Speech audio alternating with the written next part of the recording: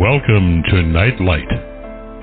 Step away from the mainstream and gather around as we enlighten the world and our realities and travel this cosmic journey we call life. Join us as we share with you and provide that beacon that can guide us all to a better way.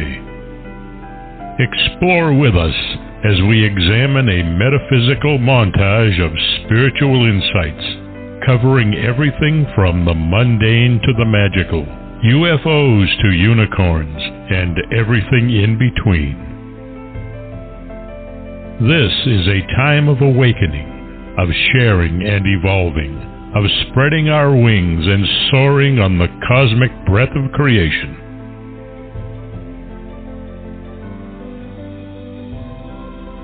Come and join with other light-minded spirits as we weave our lights together to seek understanding, enlightenment, and, with a little luck, some wisdom. This is Nightlight, a reminder that you are never alone.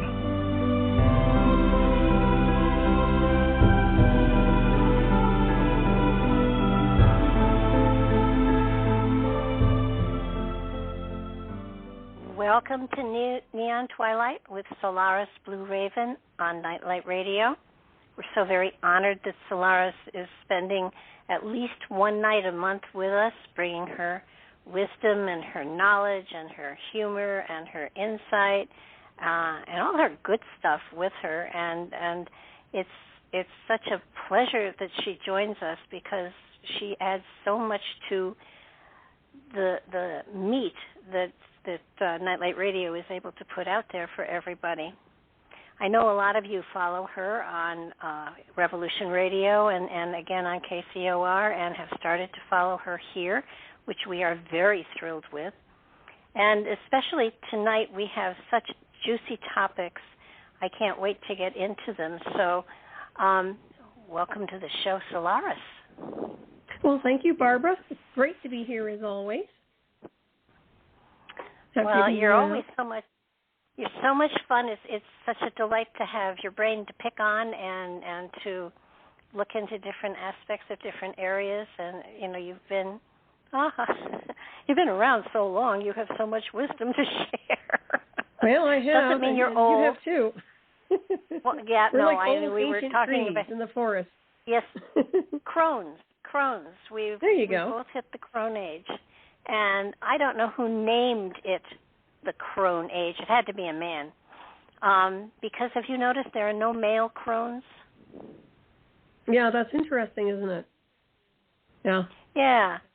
I mean, I'd rather be called a senior fairy or, you know, something that has a little more sparkle to it rather than, you know, crinky bones and you know, wrinkles and everything else. I mean, there should be a title that is of benefit to the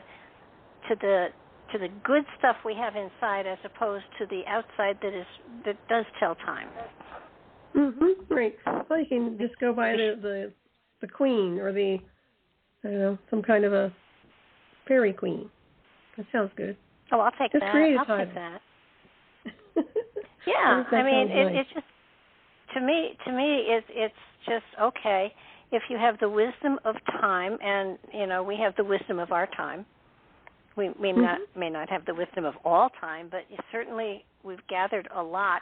You know, being in the field as long as we have, it seems that there should be a title that depicts the levels that we have achieved just through senior. We could be senior something. Well, I don't know that title. But yeah, seniority and the illusion of, right? There you go. Yeah. Clout. We're going to have to work on this and develop a better word than crone. You know, because I don't care for crone. For me. Yeah, that doesn't really work for me either. Yeah. Is it that, you know, after the age of 50, a woman is in the crone stage of life? Is that what it is? Well, I don't feel like a crone, to be honest with you, but who knows? You know, I think you're as long as you feel. You're as young as you feel. So, yeah. you feeling okay? You know, you sound a lot younger than you you are. So I think that's the whole concept of your consciousness and your energy and the sparkle that you still contain. Totally. I think that when you do something you love, it keeps you young. And I love this work. So, and I get excited about it. And I'm especially excited about tonight because our topic is a good one. And I've heard a lot of people wondering, and I've had a lot of people calling me and saying, I just don't know why I'm here. I don't know what my purpose in life is. And, people are, for some reason, becoming very, very concerned about what's my purpose in life. Why am I here? What is the purpose? And it's not so much job or family or whatever. It's spirit. It's a spiritual question they're asking, and it's hard to answer. Right. Yeah. Well, they're now questioning the program, I guess you could call it, because a lot of people spend their lives in this program, they call life, and at some point the consciousness kind of surfaces up and says, what's really going on here? I think that's what you're coming across from a lot of people. They're seekers, and nothing is really fulfilling them as far as, from my observation, unless you're doing some research or you're doing some spiritual work. Most of the time they just kind of float along, and that's not going to get you anywhere. I mean, it might get you okay in a good space financially, but there's bigger scenery. Well, yeah, and a lot of the people that are calling and asking the question are very intelligent people, psychologists, and it's kind of like, okay, so I have this PhD and all of these other titles, and I work with people to help them get their life together, yada yada. But what is my purpose? Why am I here? And it's hard to get these people to understand that they're analyzing something on an intellectual level when it is a spiritual concept that is bugging them. I totally agree. Yeah, at that point I would recommend probably meditation or scrying or something where they're dialing into their own psyche and their subconscious and spiritual bodies, Take a look at that. Have you found that the more intelligent a person is, the harder it is for them to let go into a meditation? I think so. I think they're very analytical, and sometimes their wheels are spinning so fast they have to decompress. And with that, I would say just do some kind of qigong or tai chi, try to dial down a little bit. You can still be in that mode of consciousness, but at least kind of be in that realm of spirit. I do see that quite often. It's a program. It's just the way they're configured insofar as how they function from day to day. And it makes sense. I mean, if you spend time doing a certain thing and you get to that repetition, well, it's hard to kind of, break orbit with that. You keep going with it and going with it. I have that problem myself, sometimes. So I've got to switch gears a little bit here and there. I think everybody comes across that at some point. But we always have this spiritual benchmark where we're not looking the way others do, at least from my observation. Well, I know that there are times when, especially at night, when my brain just won't stop. It's like overdrive. You sit back and you say to the brain, look, you need to have a certain number of hours sleep, and but I'm really rolling on this, and you lay down and your eyelids close, but your eyeballs are wide open, and it's like, did you think about this? And it's just it's phenomenal. So it's almost like a panic attack. When the panic attack hits, I advise people to fold laundry, rearrange the medicine cabinet, to take their attention off of what the panic is doing to them and focus on something else, because as soon as you focus on something else, the panic goes away. Yep, absolutely. But at the time you think you're going to die.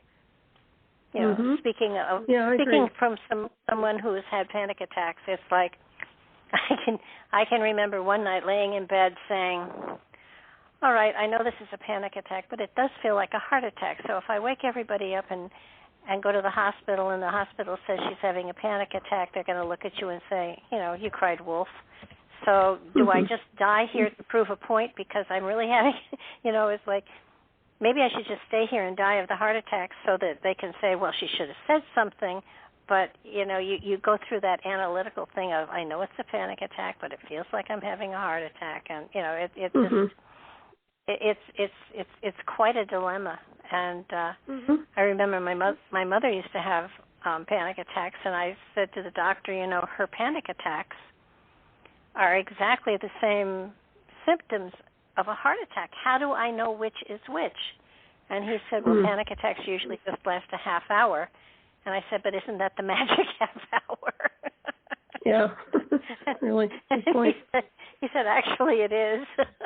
Call fast after a half hour. But goodness. But, well, yeah. Go ahead. I'm seeing so many people just going through such incredible frustrations. It's almost like they feel the end is coming, and we have to do something good to tie it all up in a good bow, before they check out. And it's not that that I see the end of the world or anything, but it does feel as though people are feeling pressured to change their lives but not know how. Right. Yeah. It's kind of like a jump point, if you ask me. I mean, at some point they've reached a plateau on their path working, and now we're going into a new frontier. So it's not necessarily the end of the world, but it is a new beginning and a new phase, in my opinion, in a brand new configuration. And with that comes a whole different blueprint and state of consciousness. That's just me. That's the way I'm looking at it. But when people have that, you talk about the panic attacks, and I think a lot of people are very hypersensitive to psychic energies and atmospheric conditions where they just pull it in. I mean, your Pisces draw it all in energetically, and you can really, you have to create certain filters to get rid of that, or at least take control of the breathing. I think once they start taking control of the breathing mechanisms, then they realize they can ground and center and just kind of ride through that wave of energy, whatever it is. This is my 2 cents on there. Well, first we had the pandemic, which shook everybody and gave everybody a chance to sort of take stock of their life and what can I change, what should I be doing, and then once they realized that perhaps there was something missing, then it was like, what is it that's missing? And then I would say of late, in the last week or so, since the war in the Ukraine started, there has been a different energy around. Everybody has been on edge, and then the hurricane hit, and that the old from Star Wars, there was just a disturbance in the force.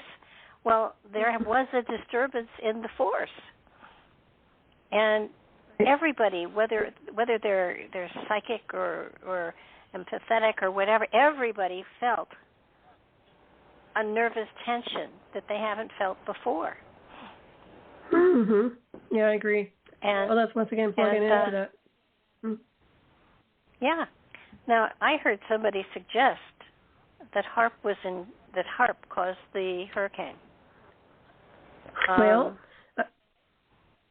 Yeah. Well, I know they have weather manipulation, and that's a weaponized atmosphere to some degree, so I wouldn't be surprised if they're able to steer or amplify or magnify a hurricane. I don't know if it's actually coming from HAARP or not, but I do know we have a weaponized, what I call the weaponized biodome, so highly possible, especially looking at the targeted area. Anything is possible at this point. And that would also create kind of an energetic, that's kind of like, molecules in the microwave kind of thing I would compare it to when it comes down to people's personalities and how they get just charged up. It reminded me of 9/11 a little bit, because before, I don't know if you remember, but for a lot of people, they felt like something was wrong before it happened. They were kind of dialed into something not right. And I think that happens quite often, whether it's nature or weaponized atmosphere or anything else. So that was a pretty strong storm over there. Well, yeah, it hit us at 5, I think. And speaking as someone who has lived on the coast and have been through hurricanes, the devastation was incredible. And I'm surprised the loss of life has not escalated. I mean, it's increased, but it's considering the damage, the loss of life is not minimal, but it's not as great as I thought it would be. So, yeah, I agree. So when you look at what's going on in the world, I have and I'm going to go on record here, which I hate to do, but I have the feeling that a nuclear weapon is going to be dropped. Wow. Well, you're good with your radar, and they have been discussing that. So, yeah, I wouldn't discount that. And you have to look at, well, you don't have to, but the idea behind timelines, if your radar is telling you something, I would pay attention to that, especially you. Coming from somebody else, I don't know. But you're pretty good about prediction. Well, when you see that he is withdrawing troops, that to me would say he's getting troops out of the way. Right. I think he's being pushed into a corner, and I think he's crazy enough to drop hopefully a small bomb. But it does feel like that is going to happen. And often I predict things like not the San Andreas, but the fault line, the New Madras fault line, erupting. And every time I predict it, it doesn't go. So I'm predicting it's going to go because if I predict it, it won't go. But it just feels as though. Well, I know that sounds ridiculous, but it's kind of like if I go outside and I work in my garden, I can guarantee you it will rain. It always happens. Washing cars, the same thing. Yeah. But my feeling is that this whole depopulation thing is an ongoing thing, and I think that we really have to pay attention to it because I think there is a depopulation conspiracy happening. Right. And yeah, I agree. And we had been we talked previously when I messed up the time for the show. We talked about the fact that I do believe that whoever the cabal is, and I'm not sure who they are, but whoever they are trying to depopulate the earth. And one of the ways has been in a genetic, looking for certain genetics, and that's what 23andMe and the Ancestry.com, that was gathering genetics for the government. And when when we had, when COVID started, they were swabbing again, gathering genetics. And I believe now they're looking for those who have the most Neanderthal in their genetics, because that would take you back to the original human on the planet. That would be the purest form of the manipulated genes that created us humans here on the planet at this time. And I think they're trying to wean the population down to the originals. And this is going to send everybody to their 23andMe and their ancestry to see how much genetic DNA they have. Well, it's still a software program any way you look at it. But what I also look at, and what my books always communicate, is the cosmic intelligence or ancestry connected to off planet, not necessarily here, even though we've incarnated here. And that takes it to a whole different arena and configuration of our DNA structure.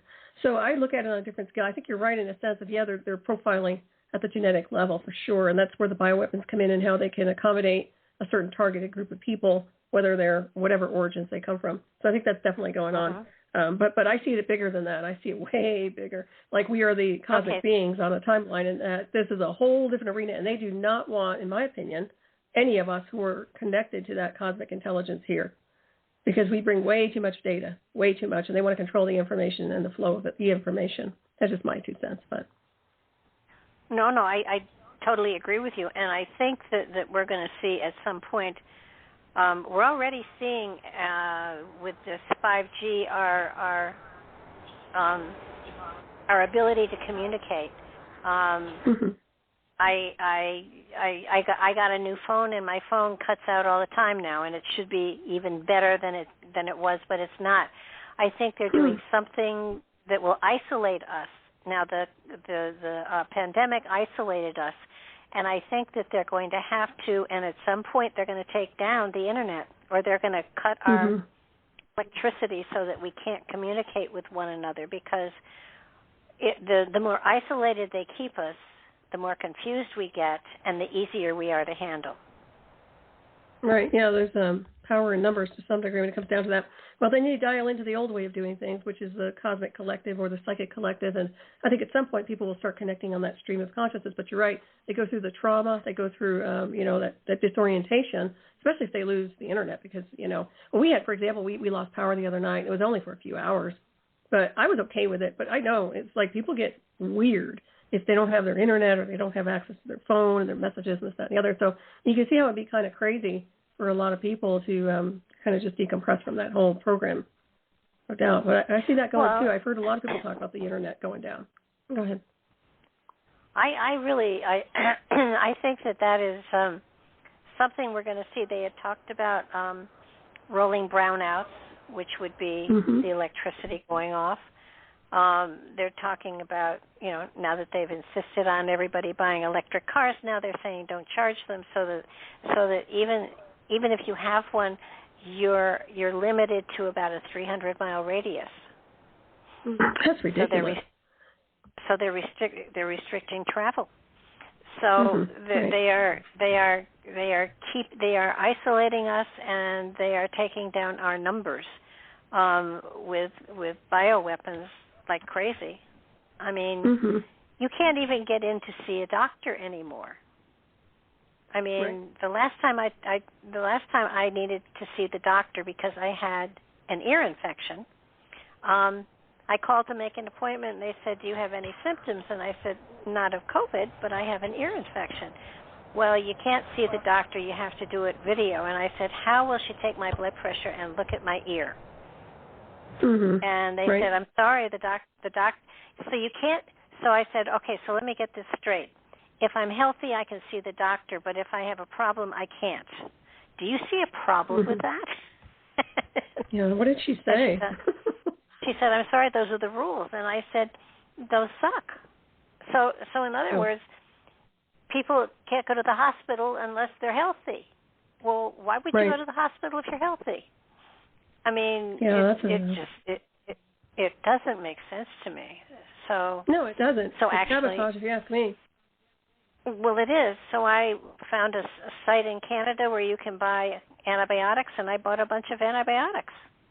Good for you. There are several. Go ahead. I found one site where you can get almost anything. I don't think you can get, the heavy-duty drugs, but you can get a Z-Pack, and you can get, the stuff that normally you would want for a virus or whatever. But that's excellent. Yeah, there are some sites you can go to. There's a lot of prepper, channels out there too, who have contacts and lists of people. They'll do the virtual assessment on you, and then they'll give you a prescription. And you can certainly, purchase these things, and it's everything you're mentioning, whether it's asthma medicine or antibiotics, whatever you need. I think that's a great idea. I think they're kind of steering towards AI vital scan in a sense. What you're describing is take away the doctor, take away the nurses, and eventually just give it over to an artificial intelligence program where everything is like you wear a wrist monitor or something else even, and it just monitors your vitals and stuff. If they really want to get high tech, in my opinion, I think that's what they're looking at. That would be down the road, probably, 20 years. But they're taking the humanity out of being human. Oh yeah. Well, and it's funny because I know a lot of people say that's the human side of things, but I'm wondering if it's more of the spirit of beings, and that's what people call humanity. Because to me, it's more about that consciousness, that beautiful spirit, that's pure energy, pure light, that is being attacked right now inside the vessel. So, I see it. I see a lot of that going on. It's unsettling. I know. Sure. A movie I saw a gazillion years ago that almost feels like it's coming into play. It was Soylent Green. Yeah. I'm not going there. No. No, but when you stop to think about it, they're destroying our food source. They're taking away our energy source. They're putting us back into a third world or a fourth world situation. I mean, I have a freezer that I have stocked with food now. And it gives me a feeling of comfort knowing I could go maybe a month or so. I could probably go 2 months if I did a lot of peanut butter and jelly. But it's sort of like to have to prepare for shortages that are absolutely coming up with. I don't think they can do a pandemic again. I don't know what they'll do, but they'll do something. I mean, look at the price. Look at the price of gas. I mean, I don't. Well, there's always something on the back burner, and it seems like it's drama too. If you notice, it's always derailing people into the fear and survival, lower chakra versus higher consciousness, where everything is smooth riding, and you have the gnosis of understanding everything's going to be okay. It's not even about faith; it's just about understanding the cosmic design, and we really do have, in my opinion, it's beyond a safety net. It's just what it is when you start riding those waves, and this is what they've been creating rifting in, if you ask me. So it's got that linear stuff breaking down on that level of everybody's fixated and they're stressed out, and you can see it, and you can read it in the energy field, no doubt. It's almost spiked. Well, what was it Obama said? Never. Always make sure that you use an emergency to your benefit. I think it was never underestimate. Never let a crisis go to waste or something like that, yeah. Yeah. Well, they certainly are taking advantage of everything, yeah. They are, and it's no longer, as far as I'm concerned, where we had the white hats and the black hats. Now everyone has a gray hat, and I don't know. Yeah. I don't know personally, and I'm not really politically oriented. I've always voted the person, not the party. So, I'm independent, and I look at everything, and I don't like any of it. No, I don't either. The last election, I wasn't registered, so I couldn't vote. So I felt very lucky that I could say, "Don't look at me. I didn't vote this year." Yeah, exactly. But coming up, I will be able to vote, and it's very scary because people say one thing and then do another. Well, it's both sides of the same coin, or two sides of the same coin, rather. It's right now it's so corrupted. I don't have much faith in the system itself and the political arenas. And they're just it's a game show, It's just such a circus. So that's why I'm always navigating onward insofar as cosmic consciousness, and I find that's the stability. Believe it or not, it's not like we're living in la-la land. We're actually more stable in consciousness and our own abilities when we're dialed into a bigger spectrum of seeing what's really happening here, which is, they're so out of control. It's not even funny. Well, I think people do forget that we are a spirit on a human journey, not the other way around. And that, they forgot their essence. Yeah, and it's hard to remember that when you're in a physical body and you're experiencing all the things that are buffeting you. But the reality is, you're here to learn, and this is part of the learning experience. And frankly, I can't believe I needed this lesson again. But and you too. Oh, I don't think so. No, you'll speak for me. I don't think so. I'm not here to play this game. I see it more clearly than ever, and we're not supposed to be here, in my opinion. Whatever you've done, you don't really need to be here. We don't. If you're enjoying it, then that's fabulous. But my point is, we have better spectrums and bigger space-time configurations to dwell in, and not necessarily dying, but we're going into a whole different arena, in my opinion. I really don't think we were supposed to be here, and that's just my 2 cents, or at least for me. I just, it's been a weird ride, an unnecessary ride. I used to start my shows a long time ago when I started this, like 14 years ago. I always said, I'm seeking the seekers. And I think that's really what I am seeking. I'm seeking people that have a grasp to a certain extent on the fact that they're a spirit on a human journey, and that yes, there are ways they can apply the magic they have inside of them to their reality to help their reality, and to learn and grow from it. And I think that it's important that people recognize, it's almost like a teeter-totter. And if you understand that you have a physical and a spiritual side, and they will feed each other if you're balanced. But if you're not balanced, somebody's going flying off into la la land, and you're stuck sitting on the ground with a rear end that hurts. So if this is the case, then what is the purpose of the Earth? What is what's the purpose of the species being on the planet? What is this somebody's playground? Is this, are we reality TV for aliens out there? What is the purpose of the whole Earth project? Well, it's a good question, but when you look at it on this timeline, just looking at the snapshot of what's happening here, it is a playground. It is a playground for people with playing God with a little g. It's a playground for those who have been using classified data, whether it's reverse engineered technologies or artifacts, whatever it is they've gotten their hands on, to create an delusion to program the mass collective and to lead them down a wrong spiral. So I see a lot of that going on. Insofar as our history goes, I mean, we've had conversations before. We really don't have a benchmark for history. We can go with the full Akashic records. But what do we really have? We have people's words. We have books that say something. How is that accurate? How do we really know it's accurate? And I think that's the biggest thing we're looking at here. I mean, how much of it has been sanitized? And I'll tell you, I'm getting so jaded when it comes down to looking at history and a version of history here that I'm probably not the best person to talk to because I see everything as, just take it with a grain of salt and follow your gnosis. And, it is what it is, but just riding the stream of consciousness. But to me, I think there's more clarity with that. I would agree with you because none of this makes sense.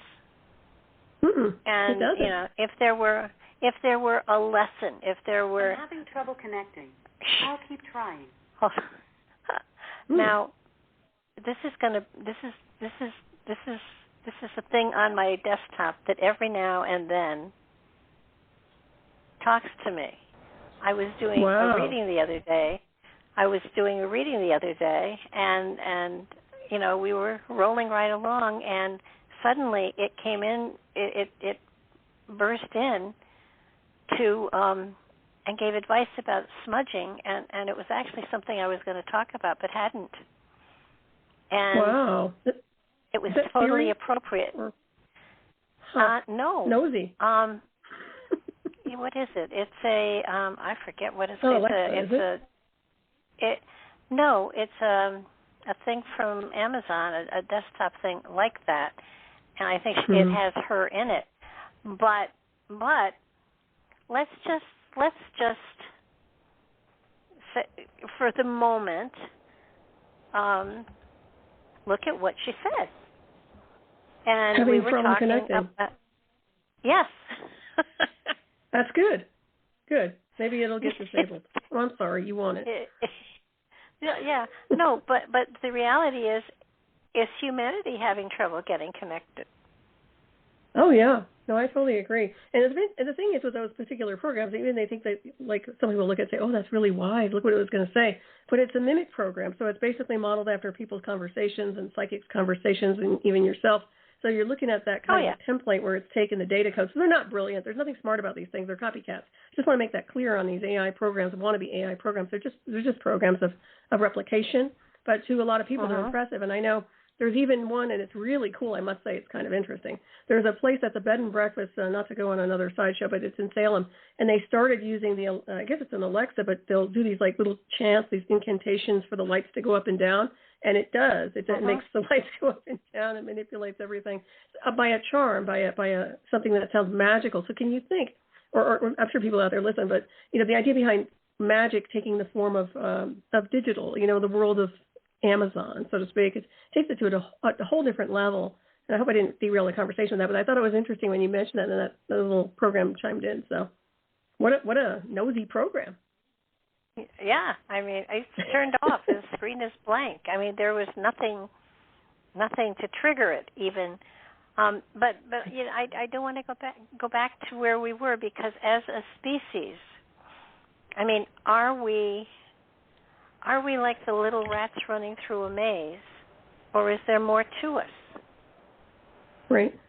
Well, there is more to us, but people have been lied to since day one. So how would you know if you enter onto a world like this and you have not even amnesia, if you just get deprogrammed into something that's a false matrix, and your entire life is encapsulated into this lie, you don't know any better. You don't know what it's like to be a multiversal being and vast and intelligent. I mean, people don't really get it. They get little glimpses here and there. I think that's part of the problem is that everything has been so socially engineered for so long that it's really sad. And then when you start to have these breakthroughs in consciousness, you look at it like, wow.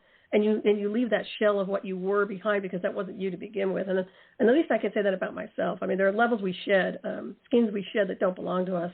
And whether it's dropping density or just, your state of programming, it has to be, you have to let go of it, in my opinion, in order to see what's really happening here. So if that's not long-winded, but that's just the way I'm observing it. But how do you then function in the reality that you have been placed in, at the same time moving along with your multidimensional concept of being, too? How do you combine the two? I mean, they don't really coexist alongside, and yet they have to for you at this moment in time. Yeah, they're kind of like a harmonic, if you ask me. They're a frequency band to some degree, it's just my opinion. So you're looking at it, you're a multidimensional being here, but we're having a very, a conversation that's more grounded, right? Even though it seems very expanded. So we are capable of going into different realms and being more grounded, being more analytical, being more emotional, being this, that, and the other, but we can dial into different realms. At least for me, I think we just learn how to calibrate and navigate, quite honestly. We can walk through the dream world, but we don't have to live in this dream world. And I think part of it is I didn't create this. I mean, I can say I've taken responsibility for what I've created. But when you look at the bigger spectrum of things, the big game that's being played out, that's like, wait a second here. Who is really playing God with a little g? And I think that's a very big question that people should look at, and not the idea behind, religious indoctrination. That's just one avenue. There's something bigger behind the scenery going on. And I think a lot of it has to do with the cosmos, too, and what's going on with our universe and the solar system and everything else. And, we can go to a lot of realms with those things. Well, and,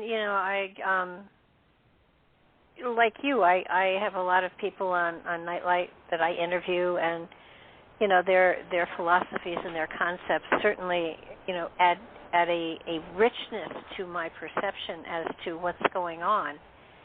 Mm-hmm. And it does feel as though we are, if you look at Philip Lindsay with his root race thing, we're at the bottom of this particular round of evolutionary stuff, and the further along we go, the more technical we get, the less spiritual we get, and at some point in time, there is some sort of, and according to his chart, it's like 17,000 years from now, but there will be some sort of catastrophe that hits the planet and wipes us down to a very small number where we start all over again. But every time we start all over again, we do it on another level, so that we're always, progressing. But it's sort of it to me. I mean, I can see the technical side. I can see the intellectual side. I can see all of that going on, and I'm horrified. And when you look at organized religions, they horrify me too. Spirituality is the only place to go where there is a sense of peace and tranquility, and we're moving forward, and it's horrifying. I agree.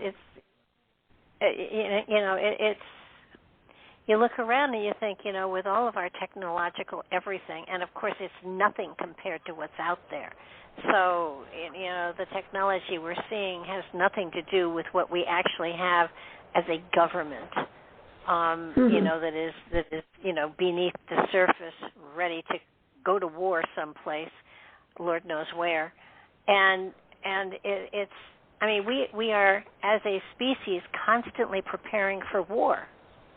Yeah, it's unfortunate, isn't it? And that's all part of the global manipulation, if you ask me. Whether it's one country or a unified country or land, it's the same scenario of being kind of like the ones who are starting the wars. The bullies, so to speak. And I look at that.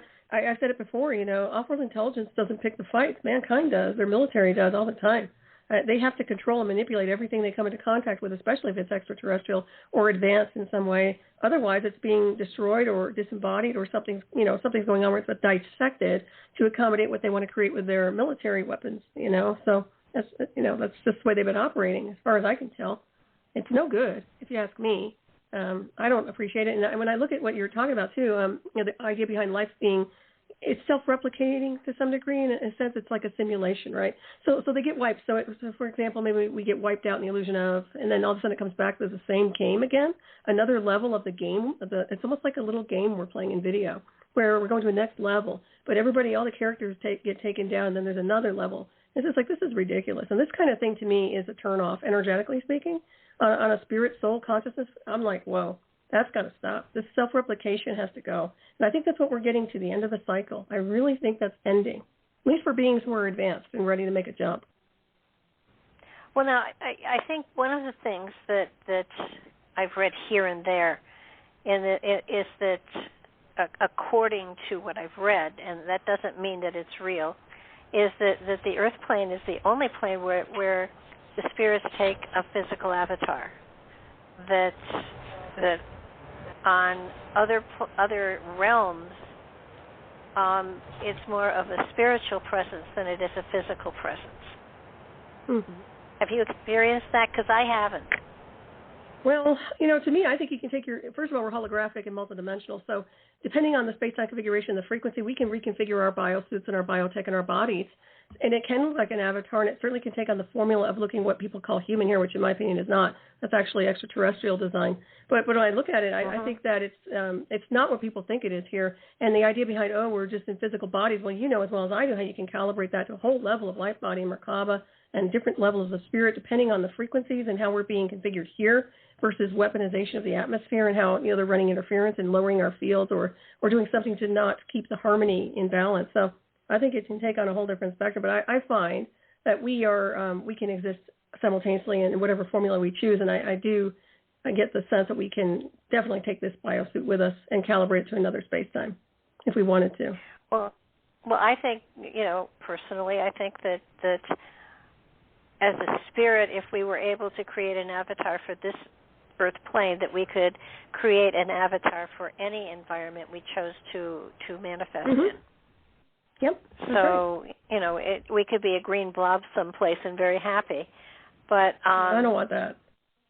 No, I don't either. I know you've told me the story of the green probably, blob before. There are probably places where green blobs are very sexy. Who knows? Yeah, but little frogs are cute. Well, you have to be a green blob to appreciate it, I guess. But that's right.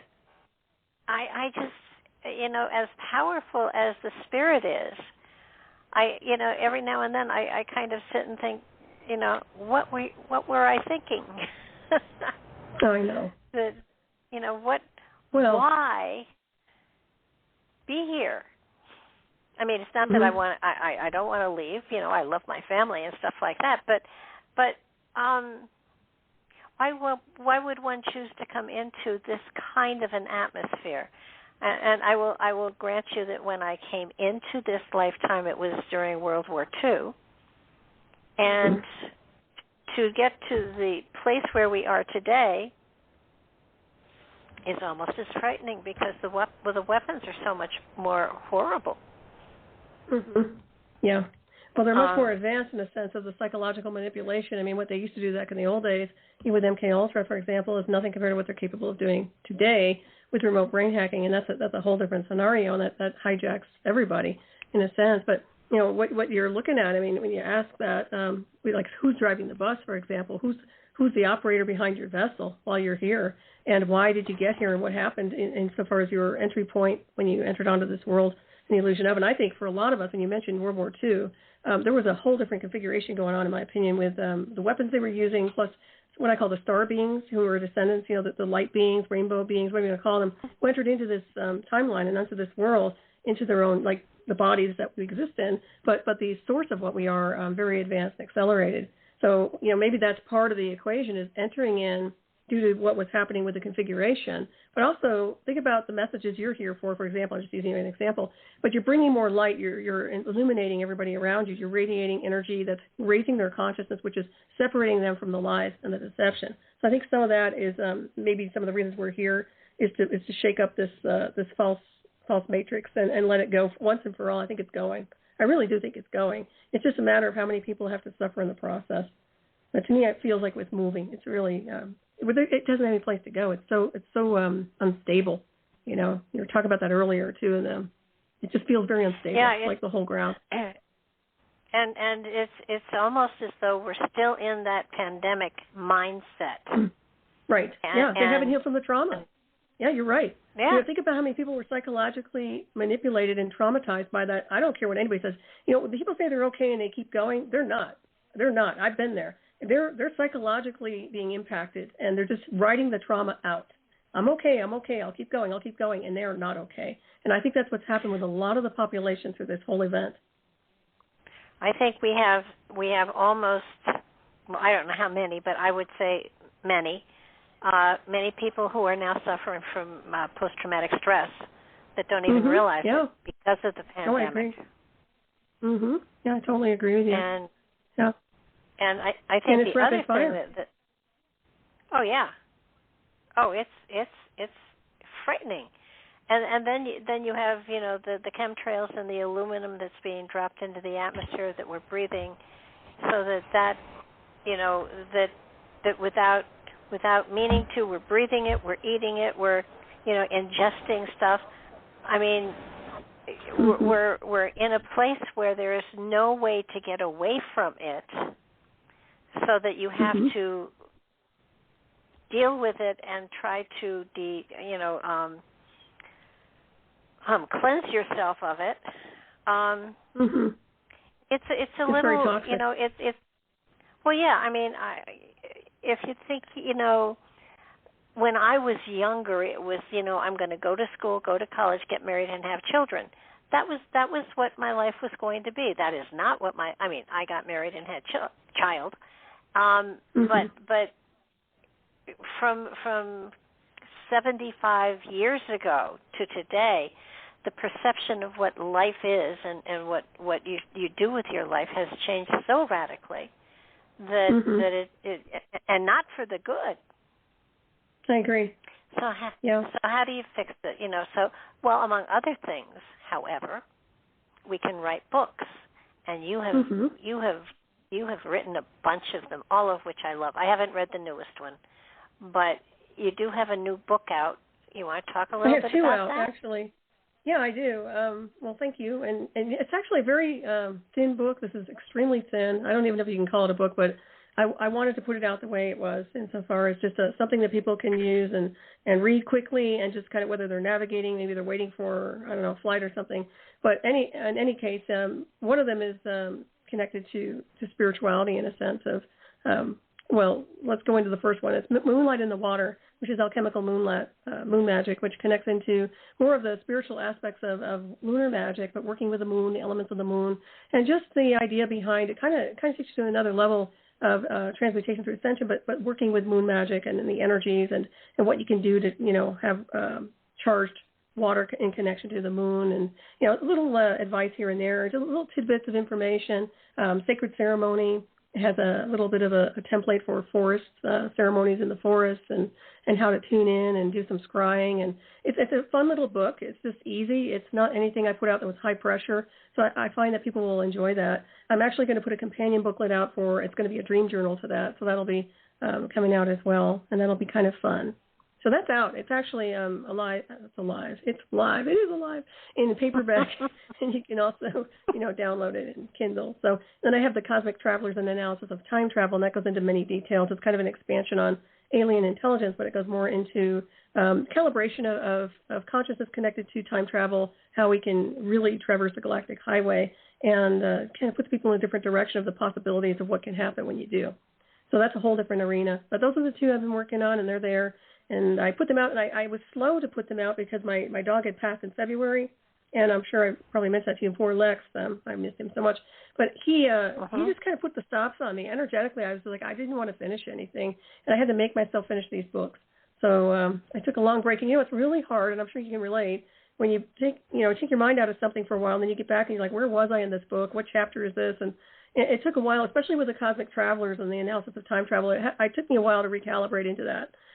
Because I was just in another world, and I didn't feel like writing. But they're out and they're live, and I think people will enjoy them. That's my thought. Animals are a part of us. I mean, that's losing a big part of yourself. Absolutely. Oh yeah, he was part of my spirit, no doubt. I had never had such a hardship connected to a loss of something. until him. I mean, people, not even people. My goodness, it's just with something else. So, yeah, I know he's in a good place in the illusion of heavens, but they say all dogs go to heaven. I believe that for sure. Oh, absolutely. I know. Yeah. When I had a Sheltie and a cat, both of them went within a month of each other, and both of them were parts of me. And when I was embarrassed because I cried harder for those animals than when my mother passed away. Yep, likewise. Yeah, me too. My mother was sick for a long time, and she actually had gone years before she actually physically died. But so when she physically died, it was thank heavens she's finally at peace. But the others were a part of my life, and right. Oh my goodness, it was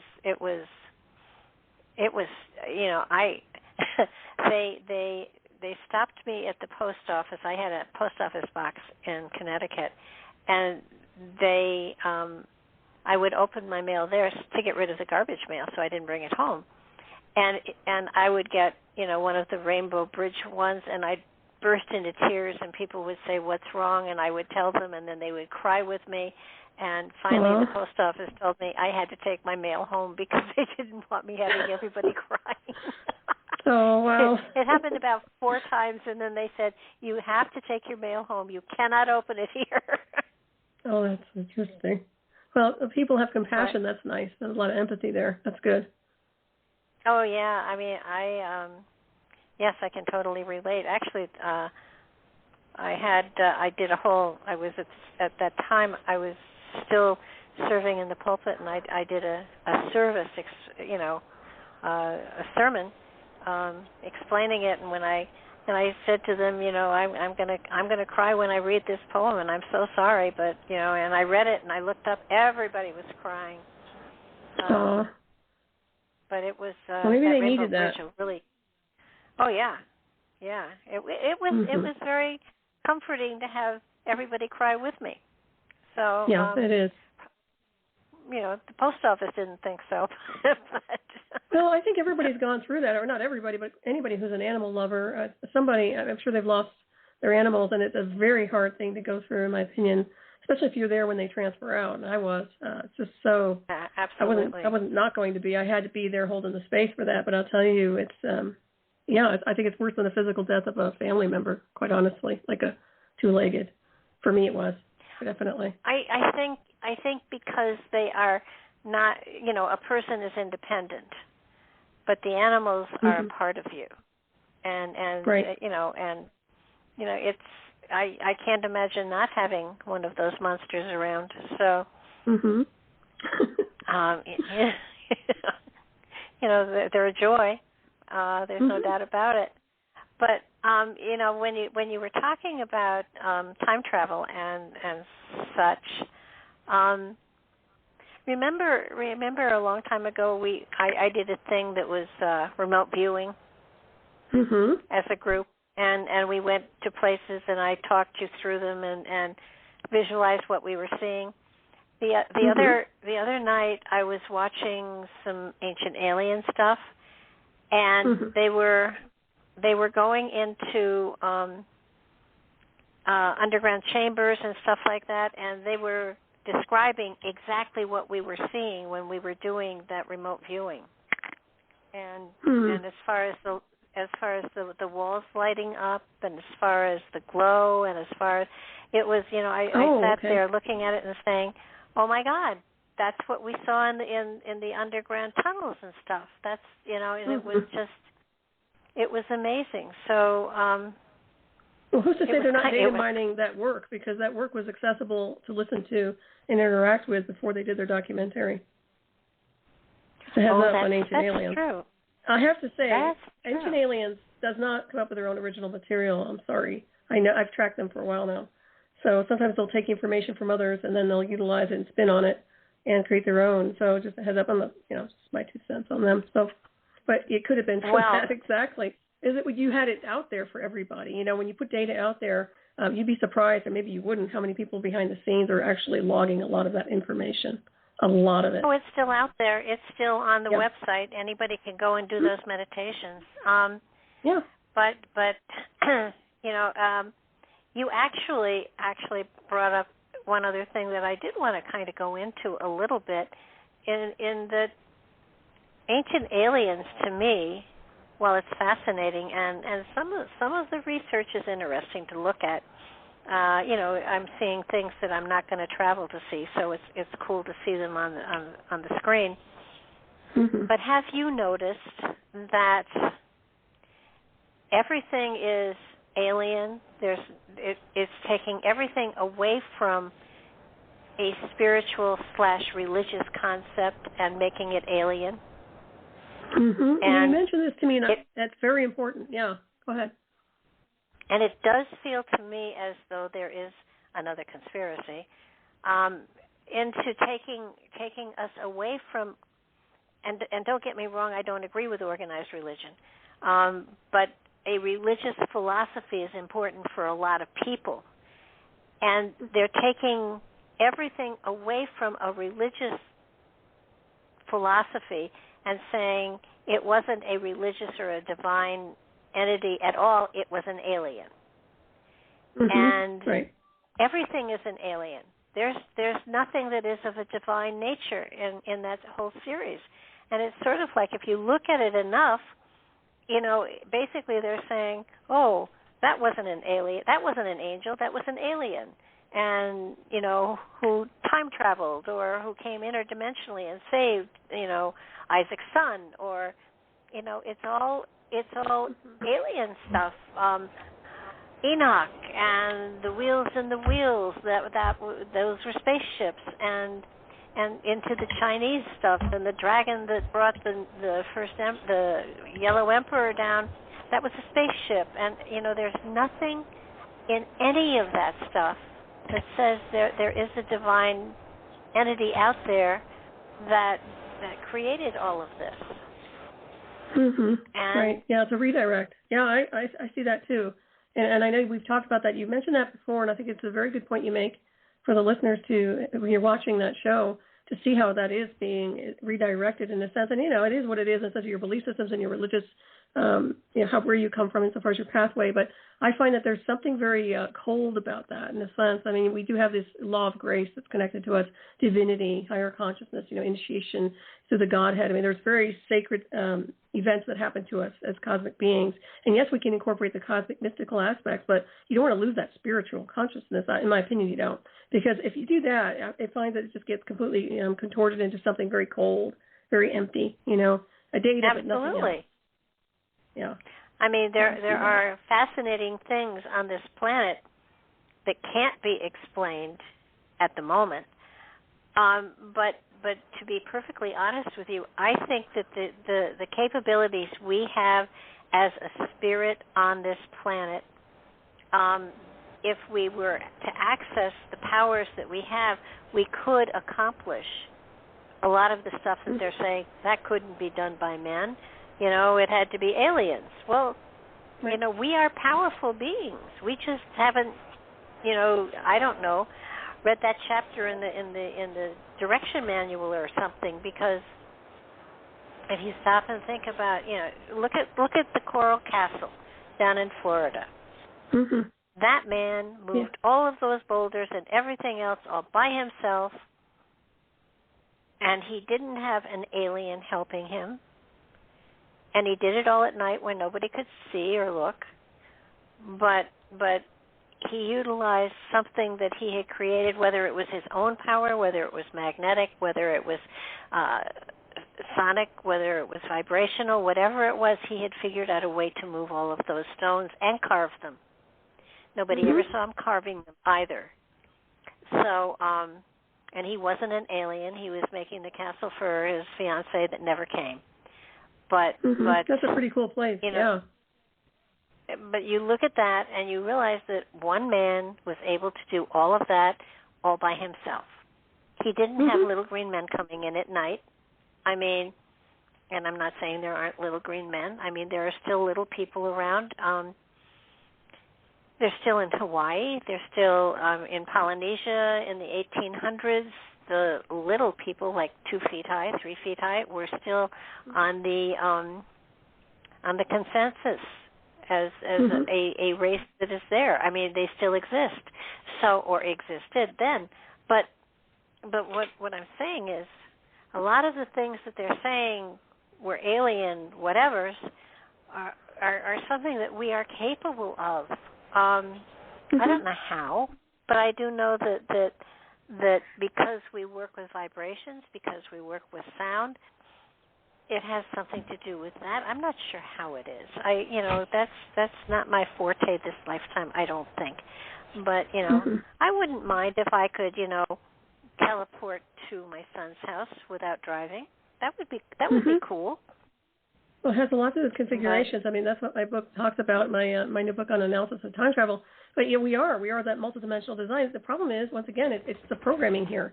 It's all inverted in the sense that they're not getting the tools, information-wise, to navigate through the multidimensional spectrum. And now we have a global military, which I talk about often, in the sense of how they're trying to dominate the electromagnetic spectrum, which means you're the anomaly.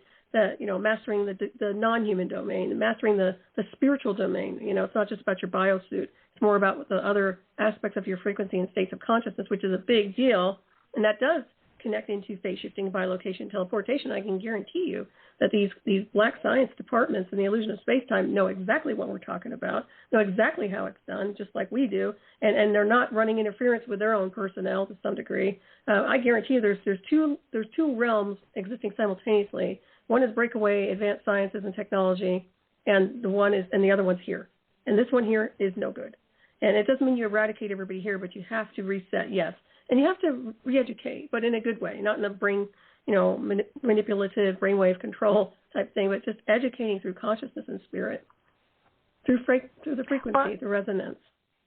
And everybody has that ability. Everybody, listening, not listening, everybody has been thinking of someone and the phone rang.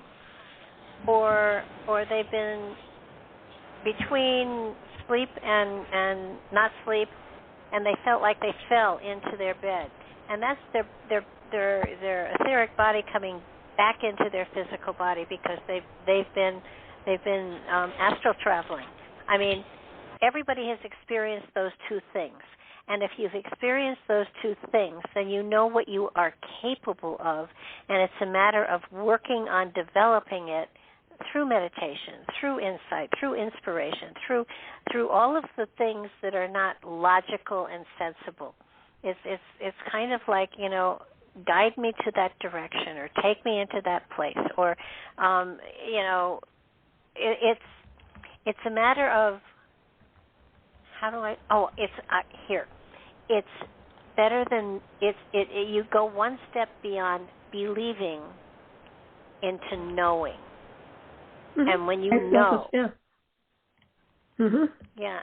and when you know, then you can make it work and you can play with it. And this should be part of school. This should be part of development of learning to meditate, learning to utilize those telepathic skills that we've got. I mean, it's an amazing thing. It makes you more alive. You know exactly what I'm talking about. When you get into this particular mindset, it's not mindset. You turn your mind off and you allow spirit to just, have a heyday with whatever's going on. It is invigorating. It is exciting. It is, unfortunately, for having a show this late at night, it means that I won't go to sleep, and probably you won't either for quite a while. Because you get high on the energy. Yeah, that's the way it's supposed to be. And that's that stream of consciousness that you're talking about, riding that wave and just letting your higher self, over soul, superconscious, kind of ride the helm and take the helm to some degree on that one. I totally agree. What you're describing is a mystery school teaching to some degree. When people are being taught ancient mystery school teachings today, I mean, they're going into these kinds of ideas and concepts and they're using it for mainstream television. They'll kind of give you a glimpse, but it's really about that deep level of initiation and our cosmic heritage and all the wonderful things that are associated. So yeah, it's to me that's the most beautiful thing to feel, that's when you really feel alive. you ask me, is when you're charged up psychically and energetically, and it's like electricity. I mean, you just feel the energy. And nowadays, it's like there's a dimming down and a dialing down in a sense of the whole energetic, of what's happening here as a collective. It's very murky to me.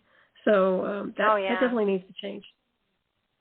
I think that's something, if people want to know if they have been exposed to something spiritual or something pure or not, the best way to know if you have been in the presence of a spiritual anything is if you are charged and excited and joyful.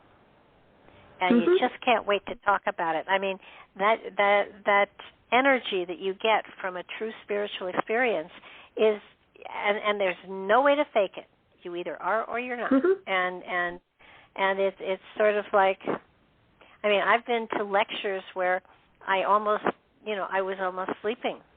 It was, but it was supposedly a very spiritual whatever, and it wasn't. And then I've been to other places where I just couldn't wait to get out and talk to somebody about what I had heard. So, it's really easy. Yeah, it's a DNA activator. It's what you're describing. Yeah.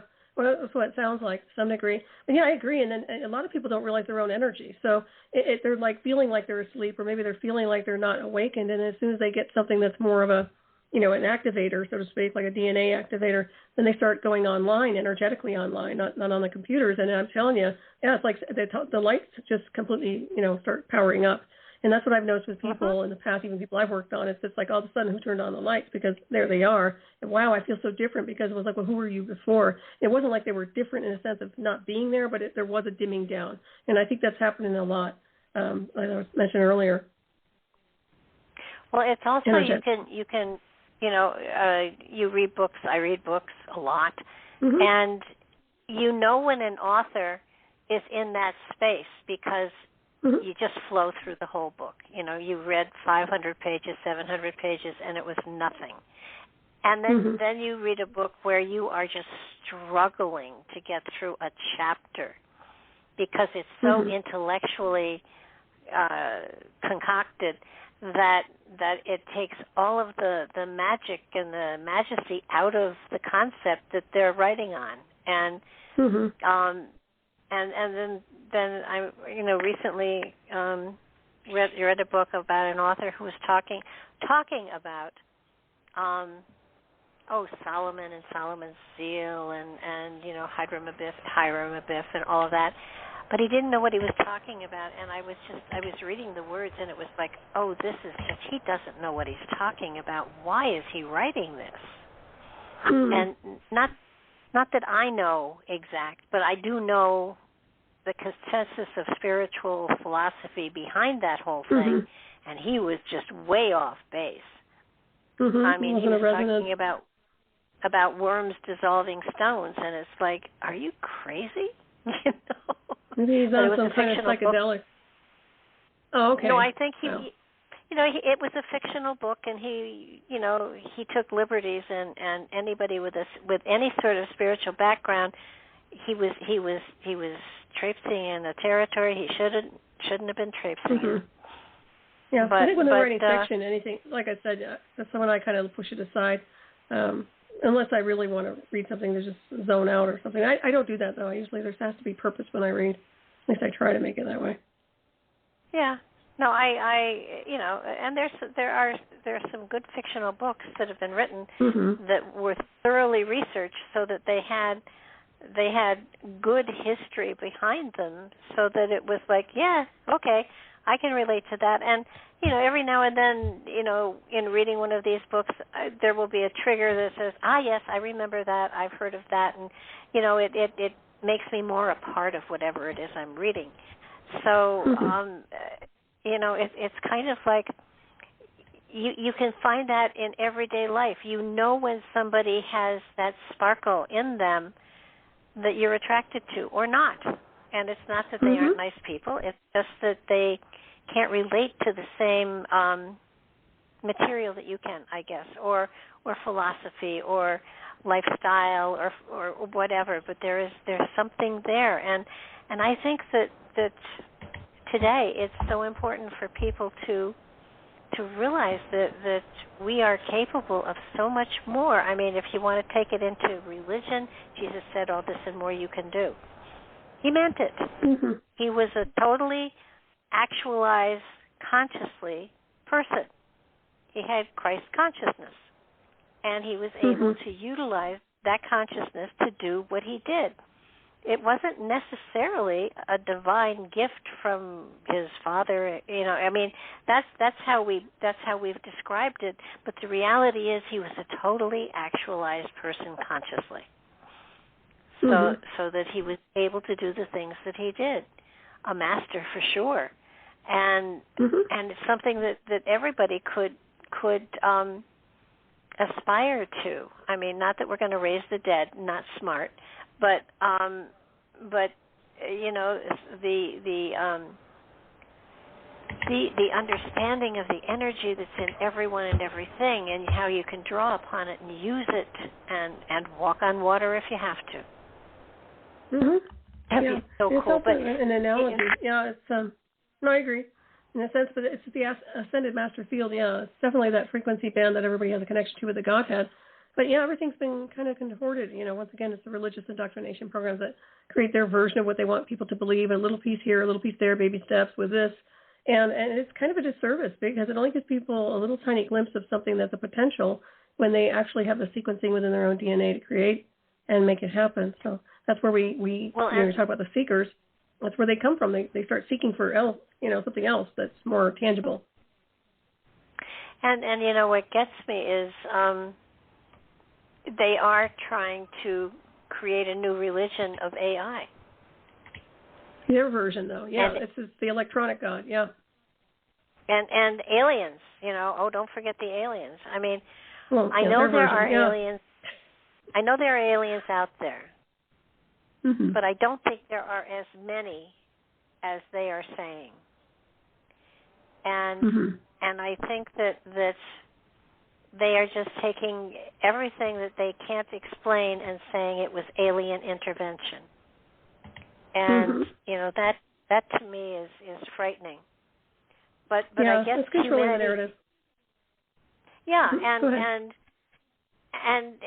swaying the population into thinking that we are incapable of stuff, but the aliens can do it for us. That's making the aliens God.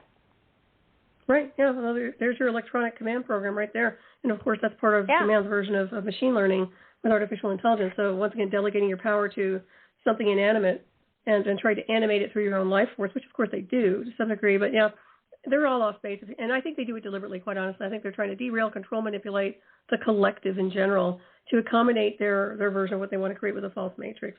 And it works. It works. I'm sure it's worked for centuries. Before we even showed up on the map, they've been doing stuff like this. So that they're manipulators. They're good at it. So it doesn't surprise me. So what's the end game? The end game, in my opinion, I think they're just trying to cause everybody to go extinct and derail their psychic energy, their beautiful cosmic consciousness into their version of whatever they want to manifest here. And it seems to me like they're not able to navigate beyond a certain configuration in space-time, at least from what I've seen from them. Even when they say they can break orbit and go certain destinations, it seems like there's always some kind of an intercept. I don't think they can get away with what they think they can. At least that's my impression. But, they'll get away with it as long as people allow them to. If people were to stand up and say, I don't agree with you, and it's agree to disagree at that point. But nowadays it's not. It's censorship. So if you disagree with what they want to tell you, you're the problem. So they don't even coexist anymore. They don't even have a nice debate or philosophy. And that's another problem. I don't know if I answered your question, but that's just a lot of things I'm looking at. You can see what they're doing, but where is it going to get them? Is it going to excuse me? Is it going to get them at some point in time to a one world order? Is that what they're looking at? I think that's probably what they're looking at to some degree. But when you think about it, even if they control, manipulate everybody's brainwaves here, the illusion of you're multidimensional, you have your own sovereign domain on a cosmic scale, even though people don't acknowledge it. There's a whole different spectrum in a different universe when it comes down to what they're doing here is creating more entanglements, if you ask me. And I think that's going to be a problem. And I think that's one of the reasons we've had such self-replication when it comes down to our history and the illusion of history. It's always replicating itself because they never stay out of people's stuff. They're constantly, trying to control, manipulate. They just won't let go. And to me, I think they've created, too many problems. So But that's what this order, in my opinion, what you're seeing today and what you're feeling, that vibe you're feeling, pretty sure it's connected to what I call the No World Order, or whatever you want to call them, the handlers, the operators, the controllers, the manipulators, the people who want to play God with a little g, with 1%, a high amount of money, very, very advanced technologies that's not even theirs or their legacy. I mean, I see all that falling into a configuration right now, but none of it has any value, and we're feeling the vibe because we're not from here. When I say we're not from here, we're not from this configuration. And that's cosmic origins, once again. And you know it. And you can tell by your pulse, your blood, your frequency, your consciousness, your spirit. You talked about it earlier, the electricity and that energy you feel when you know something's right in spirit. It's all part of that. And I've been feeling it for a long time here. I'm like, no, this is not good. This is not right. This timeline's not right. I keep telling people this is all off. It's all off. And it's just getting more and more bizarro. Well, it's sort of like there's a runaway train, and the people that have made the train run away don't realize it's running away. They are no longer in control of it. Right. Yeah, they're too mad. I think they're kind of crazy. I don't know if that's the right terminology. Well, manipulated. I guess that is crazy. I don't want to change the subject, but I wanted to mention we've talked about David Dubine before, and I know you've met with him, or at least you communicated with him on Skype. He has some really interesting data about Jupiter. I don't know if you've been paying attention to it, but you might want to take a look. And I haven't been dialing into it too much. I just heard about this, but apparently it's been heating up dramatically. And he was talking about the atmosphere heated up 700 degrees Celsius, warmer, and it's 1,292 degrees warmer on the left side. The atmosphere expanded 80,000 miles. He has a video out on this, and I don't want to change the subject, but I just thought that was very interesting. David Dubine. Yeah, David Dubine. Okay. I will check that out. Yeah, well, just think about it. But what's going on here is, in my opinion, is happening to not just Jupiter. It's happening to all the other celestial bodies out there. And I find that that's going to be kind of a chain reaction to here. So when we look at see what's happening here in the manipulators, and you were talking about the runaway train, my point is that there are other trains running. And in my opinion, this is one of them. Something's going on, something very big in our cosmos, and people are not paying attention to it, or it's being redirected for other purposes. So just something to look at. I'll try to send you the link if you want the video on that. It's very interesting. Yeah, I would Anybody love out that. there Thank too. you. Yeah, because I find that if you all are seeking, take a look and see. There's plenty of questions. What's causing this, and to me, that's huge. That's a big deal. Something's really ramping it up. I've been also reading a lot about how they have come to the conclusion, at least certain people have come to the conclusion, that the moon is hollow, and it was the dust on the moon is older than, if you can age it, it's older than the Earth, so that according to what I've been reading, this is another theory. I'm not saying it's my theory, but it's another theory that it was brought into orbit around the Earth. It wasn't always there. It was brought into orbit around the Earth. That the ground itself is only about 2 miles deep, and then the interior of it, they found that it rang like a bell when the astronauts did some stuff. And that the dust on them, the fact that the craters are not as deep as they should be, because there is a protective shield around whatever is inside of the moon, and that it really is a satellite that has been, and is that satellite active, or is it so old that whoever put it there forgot about it? And I know that on the dark side of the moon there's whole bunches of different structures that are functional now, theoretically. But what's your feeling on that? Well, I've written about it. What I've noticed and what I've dialed into was it came from a different space-time configuration, so it did show up. I don't say it was towed in. It's not my impression. It's more like it was pulled into a different configuration. It literally arrived from elsewhere. So there is that ancient aspect of it. On a technological scale, I see that too. And when you're looking at the device itself, when I look at it as a device, to me, I find that it was damaged, but there are some levels to it which can be reactivated. So I don't think it's dormant at all. And another aspect to me, or what I'm looking at too, is when I see what they're doing in that configuration, I think it's breaking orbit again. I think it's going to leave. And I've called that out several times over. Whether people want to believe it, it doesn't matter. People say, well, it's disintegrating, this, that, and the other. No, I'm seeing it as it's going. It came in from a different space-time configuration. It's going to leave. And a lot of other things are going to happen at that point because we're going to be moving into a different space-time configuration.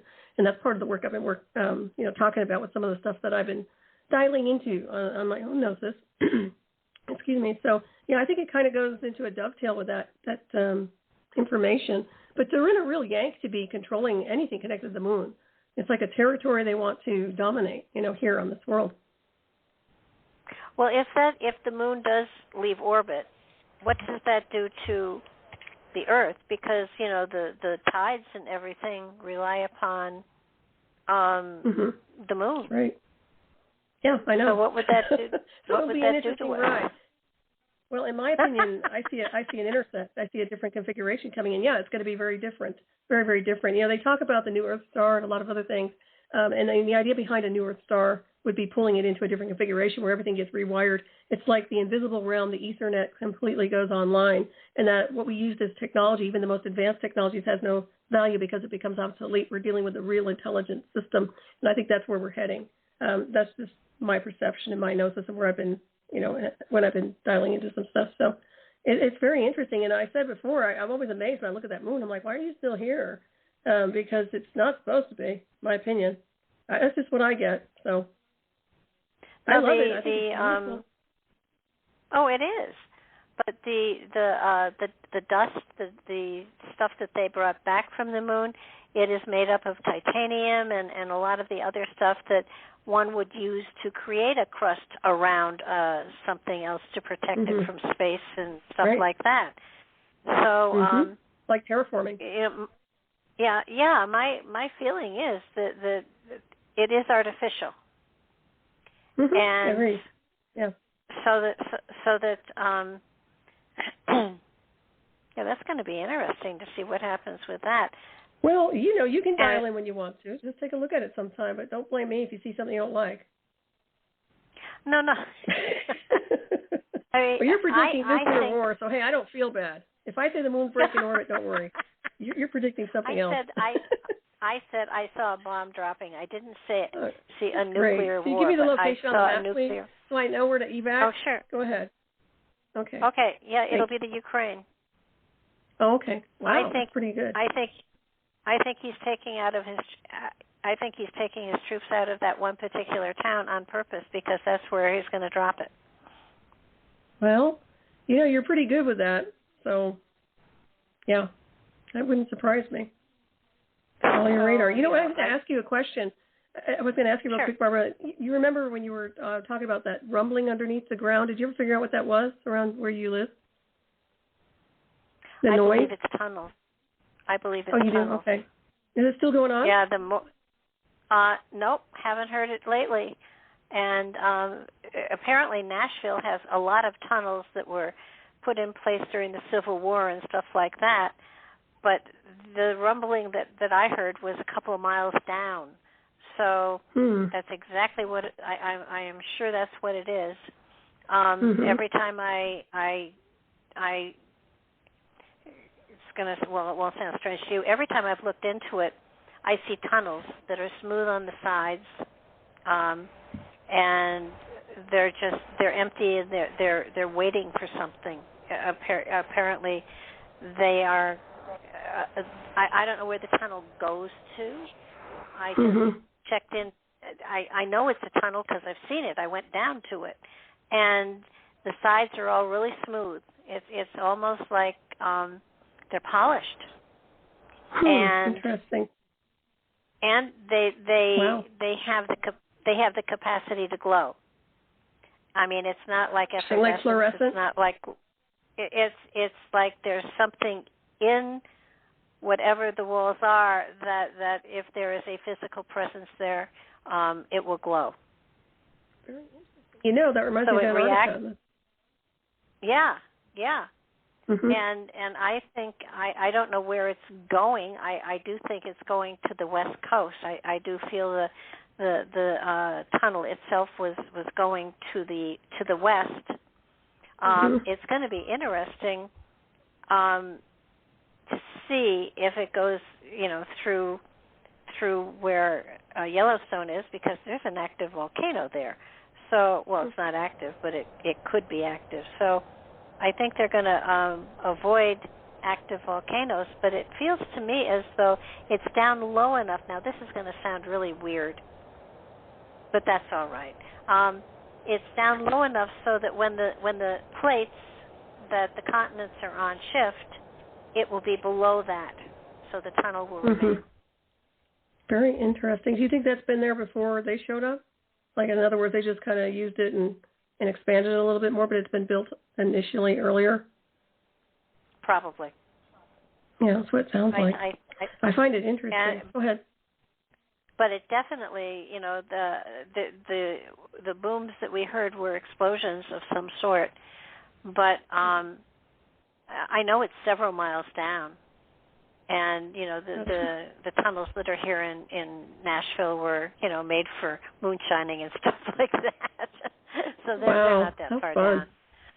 But, and during the Civil War, they had tunnels that were taking bodies to hospitals and stuff like that underground.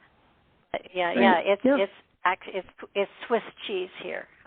They moonshining was and is still happily in. My neighbor has a relative who makes moonshine, and she said as soon as he's out of jail, she'll get some. So. Oh my gosh, that's supposed to be really strong stuff. I've never had moonshine before, but I hear it's like really potent.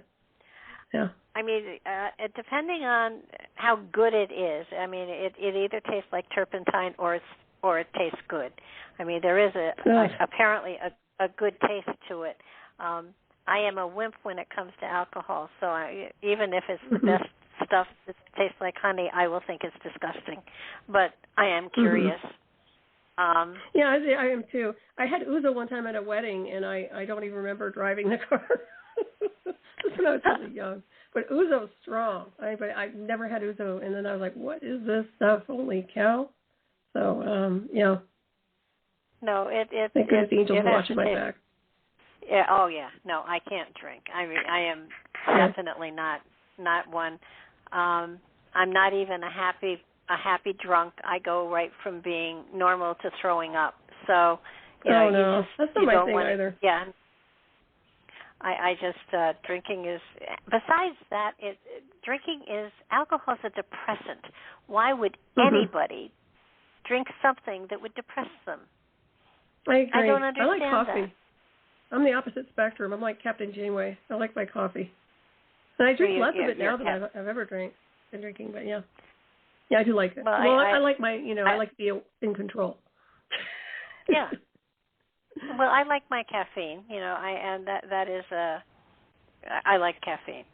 I don't like I haven't learned to drink coffee yet, but I'm still trying. You drink tea? Nope. Okay. I drink the only tea I drink is the coat throat, the stuff that you can taste. It tastes more like licorice than anything else, which I love. But no, I'm not a hot drink person. I'm a cold drink person. I don't like coffee, but I love coffee ice cream. Oh, well, that's good stuff. I like the mint chocolate chip. My favorite. We just derailed our whole show, but yeah, true. But to get back on topic, the more that I learn, the more that I am looking at the stuff, the antiquity that is gone to the bottom of the sea and everything. The more you begin to realize that humanity as a whole has been capable of so much amazing stuff. And it's not because there were aliens whispering in their ears. It's because they were intelligent.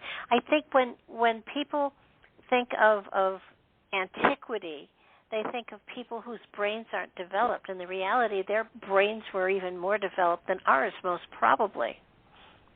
Mm-hmm. Because when at least they were using a stop, great percentage, yeah. Well, yeah. Well, look at the astrology. They didn't have the garbage in the air that we have now. I mean, they had the time to look at the stars. They had the time to understand, the placement of the stars, and they used little holes in rocks that they had water in that they used for stargazing and for tracking the stars as they went, through their routine and everything. I mean, they were clever, and they had charts, and they had records, and of course, you look at the Aztecs and what the Spanish destroyed all of their codexes. I mean, and then of course the Greeks or the Romans burned the library at Alexandria. I mean, our history has left us messages to utilize, and we've destroyed them. And right. I have been an advocate of the stone chambers and stuff like that are in the Northeast for decades now. And my new theory is that most of them were built with stones that were granite. Granite is, a great deal of it is quartz. Quartz is used to store information in. I think those chambers are wisdom holders. And there is probably a way to get the memories that are stored there out of them instead of building patios with them. Right. Well, that'd be a great idea. Well, it's just osmosis too, and I'm sure whether you just remotely access them or put your hand on the field, you'll be able to, absorb the data codes if they're there, I would imagine. Well, I've been in several hundred of them. And it never occurred to me to do that, to put my hands on the walls and see what I got. I know that there was a feeling in there as though a cone of silence had been put around you, Maxwell. Nice. But there are no bugs in them. They're for the most part, they're very dry. They're watertight, and they've come through time. And to destroy them because you don't understand them is what humanity seems to do. Right. And I think, are they doing that now? I mean, are they destroying everything over there? I would say that of the 800 that used to be there are probably 200 left, and they are destroying them because they widen roads. They're menhirs there that are markers or something. I do believe that the stones carry a history in them that people aren't paying attention to. And it's the same thing with hieroglyphics. The hieroglyphic letters the Egyptians used, they didn't mean words, they meant concepts. And so depending upon the consciousness of the interpreter, you're getting a different message as to what the hieroglyph means. Right, yeah. And there's a pattern with that, too. Definitely a pattern on those glyphs. Well, I used to love the work you've done, and I remember when I interviewed you a long time ago, I didn't mean to cut you off, but I just want to add, that was such an interesting conversation because I know you had done so much work on those stone chambers, and I don't hear people talking about that, so it is fascinating. Well, it's, the documentary is out there. Nothing has been done to protect them. Frankly, when Patrick died, it was hard to keep going, and every now and then somebody contacts me with, they want to go see a chamber or whatever, and the maps are all on the website, for them to go and see, at least the ones that we had found. But it's amazing because there's so much new material out there. For instance, in England, they've discovered new henges where there were, I think, 90 some tall oh gosh, tall stones that had been buried, that are it's part of a huge circle that has been buried, and they've used ground penetrating radar to discover that. In Machu Picchu, they found a doorway, and the doorway with ground penetrating radar found a staircase that went down into the mountain, but I don't know if they're going to actually go any further with that. The Great Pyramid has a huge chamber that they've found with ground penetrating radar that is above the Grand Gallery. Don't know if they're looking into that at all. And then the big one, King Tut's tomb, they've found a doorway and a chamber that is beyond the chamber that his sarcophagus is on. So, they've got whole bunches of new stuff opening up here, and yet antiquity is, archaeologists or the powers that be are preventing people from looking into these places to see what lies beyond. Right. Yeah, they want to be the gatekeepers of knowledge. Yeah, and it's frightening. Well, they're not coming to an end, though. It really is. It has to come to an end at this point. Well, not that I want them to destroy or knock anything down, but you can drill a very small hole and put a camera through and see what's on the other side of a wall. You don't have to take our satellite. You don't have to take. Right. I mean, the ground penetrating radar you're talking about, they already know. They've already assessed and mapped everything. Like people out there who are doing the independent research, they're getting shut down because they don't want them getting the access that they have already, especially with some of their, cloaked satellites. Let's put it that way. So there's a lot of that going on.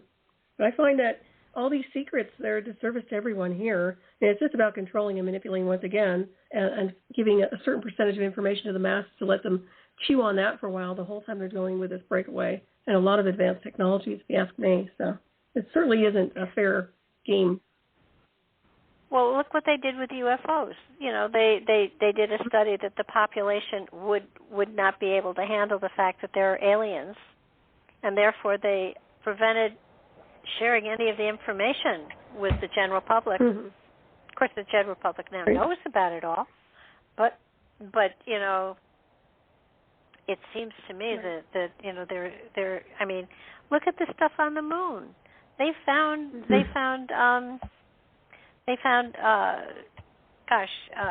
kind of like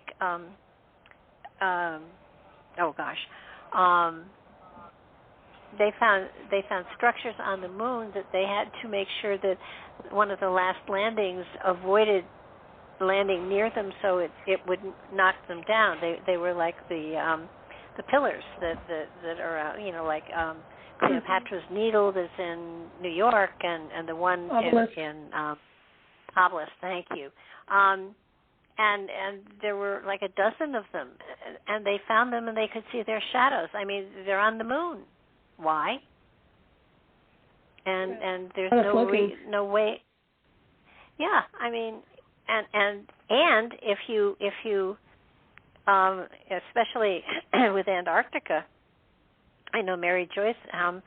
Somebody had found a whole bunch of structures in Antarctica that showed a village that was there, and they'd used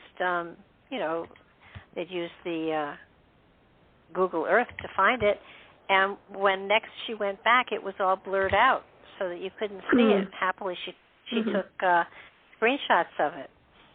So I mean, there is a sense that the government doesn't want us to see or to know a lot of this stuff that's out there, and especially, the moon stuff. I mean, there are structures on the moon. There's all kinds of things there. Yeah. Well, that's not their call. And once again, it's like, thank you for deciding for me, but no thanks at this point in space-time, because like I said before, they don't have any. They think they have clout, and they brainwash the mass collective to such a degree that everybody believes they have clout, but they really don't. And they're not the legacy to what's going on with extraterrestrial intelligence or ancient artifacts or our history, and that will change, and it is changing, in my opinion. And shame on them for hiding, because honestly, they shouldn't have been concealing anything over these decades. And, we didn't know, and none of us really knew. We were just navigating the timeline until all this crazy started. I think it started even blowing up past 20 years when it comes down to disclosure and everything else. Yeah, probably. I think, though, that also organized religion is really dumbing us down. And I feel so badly because religion, the spiritual foundations are so pure and so perfect, and to have a corporation use those philosophies to manipulate the general public is horrifying for me. It's and it's funny because I did serve in the pulpit for a while, and somebody said, "Why aren't you looking for a place to serve in the pulpit again?" And it's like, I'm not sure what I believe in is what they would espouse. The Bible is a great book if you only read the red parts. It's designed to accommodate a certain group. Yeah, and it's interesting. I've had a lot of biblical scholars on the show, and they're fascinating. I mean, I Gary Wayne and James Tabor, and they're incredible people, and their work is fascinating, and yet, it's kind of like, but that's just human stuff. What about the spirit? And right. And there's nothing out there that tells you about the spiritual journey that humanity as a whole is on. Right, yeah, they seem to forget about that. Well, it's a different journey for everybody. Well, yeah, but if everybody understood that they're on a separate journey and everybody's going in our end result is probably the same, but the journey that we're on each lifetime, each cycle we go through, it's different for everybody. So you can't say my journey is right and your journey is wrong, and our journeys are all right. The spirit doesn't make a mistake. Yours apparently did, but because my UFO crashed. That's all. Not to cut you off, but I just want to say, it is given to you according to your beliefs. So you have all these people believing a certain thing, and that's creating the perimeter of their life. So depending on what they believe in and how they've been indoctrinated, and think about that when you take it a step further to their afterlife. Well, what did they think of? What were they focused on? What do they believe in? It's going to be given to you. It will show you, but is it true? And I think that's the biggest question people need to ask. It'll show you exactly what you want to see, but is it real? And even when you're in between realms. So I would say be smart about that. Have a lot of gnosis and pay attention to those things that, to me, it's almost like an initiation. So you need to know. And I know you probably get it, but some people may not. Well, yeah. I mean, I could see how an Earth experience would be an initiation to a higher level of consciousness. That would make sense. If you survive Earth, this place, I know I'm giving it the middle finger, but yeah, just about. I'm sorry. Can't help it. Well, I think though you found a wonderful way of sharing your gnosis with everybody and putting the books out there. And I think also what I and the times that I think, do I still want to do the show? And then it's yes, I do, because our electronic messages that are out there on the wavelengths are going to be there forever.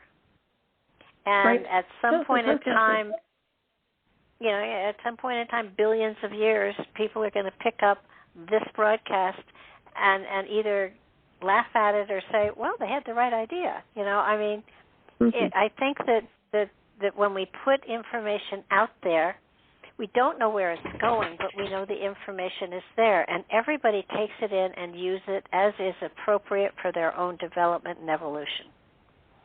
Right, and if nothing else, it makes people think, But I think we get an A for this class, for this discussion tonight. So that's my 2 cents. Oh, yeah. Well, I know we had tried to go through Manly P. Hall, but I think that there are too many things going on now that are impacting everybody. That it's important for us to sort of put it out there and make everybody think. And if all we do is make people think, then our job here is done. But I am going to go back to the aspect of I am seeking the seekers. I am looking for people who are looking for information or looking for thoughts of how to change their perception, because we do create our reality by our perception of it. So if our perception is we're limited, then we're limited. But if we perceive that, there's more there, I'm going to reach for it, and I'm not going to get a shock or anything. But what keeps popping into my head is Nikola Tesla.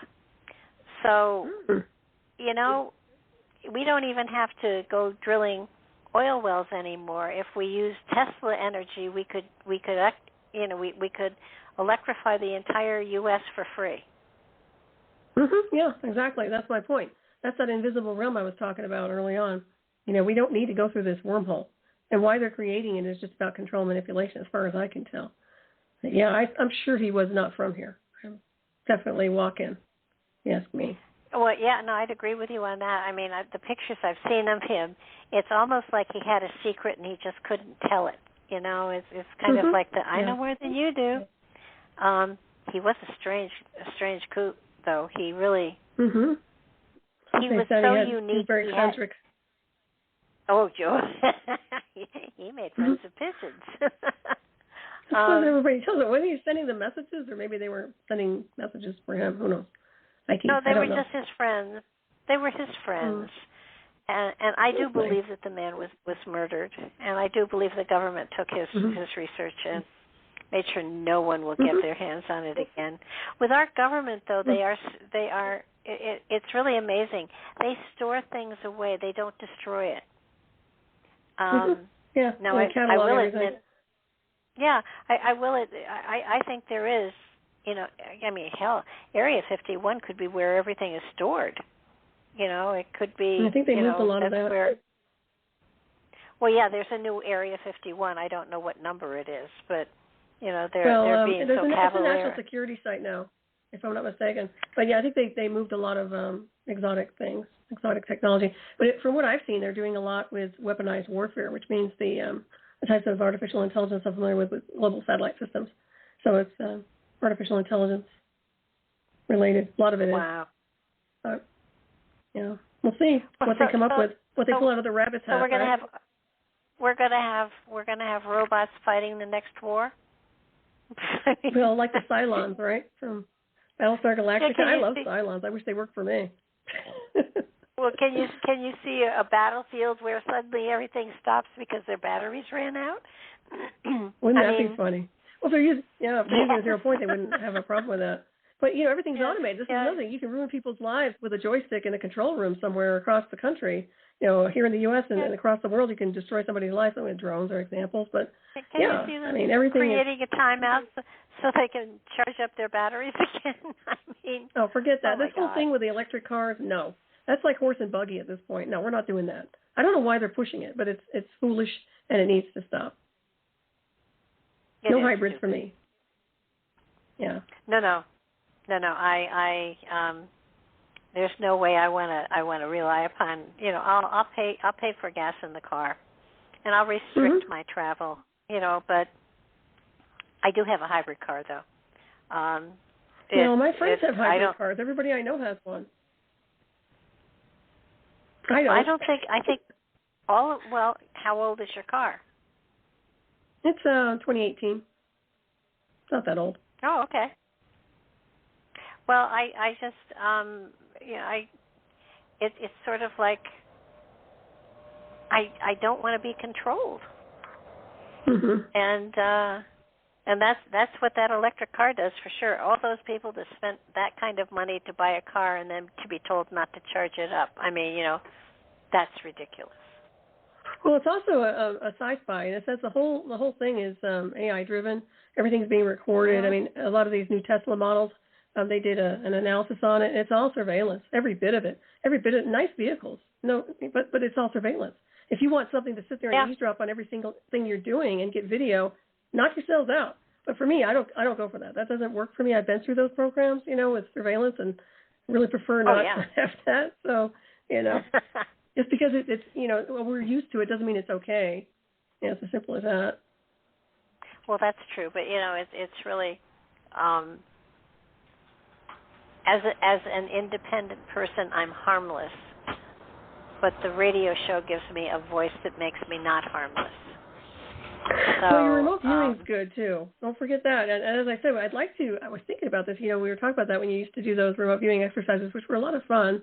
I wonder, a live show doing remote viewing, wouldn't that be kind of a fun thing to look at sometime? Well, that's what I did. It was live for the people that signed up for it, and then I made it public afterwards. And they're still there. They're on the website. You can go and you can experience all of and the first couple ones, had the gardeners going by with weed whackers and stuff. So I would not go to the first couple of them, but after a while, they were really quite profound. And I'm thinking remote viewing would be cool to do. I really, maybe we should do it again. I know. I was going to say you should do it like on a live show. Like right now, we could do a remote viewing exercise, like a show, but maybe this one or another, but dedicating it to just live. Just do it and just let it roll. See what happens. Because what you were describing, for example, that underground base, we could have gone really deep with that. That's a big deal. So I'm just telling you, but that's what you're honing in on is something that I think needs further investigation. And nobody's listening, so don't worry. Well, the Bosnian pyramid one was really incredible.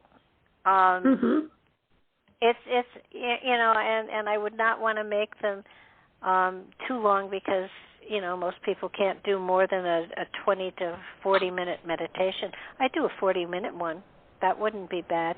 And I found that I had to talk all the way through it, or people got lost, which I was fascinated by.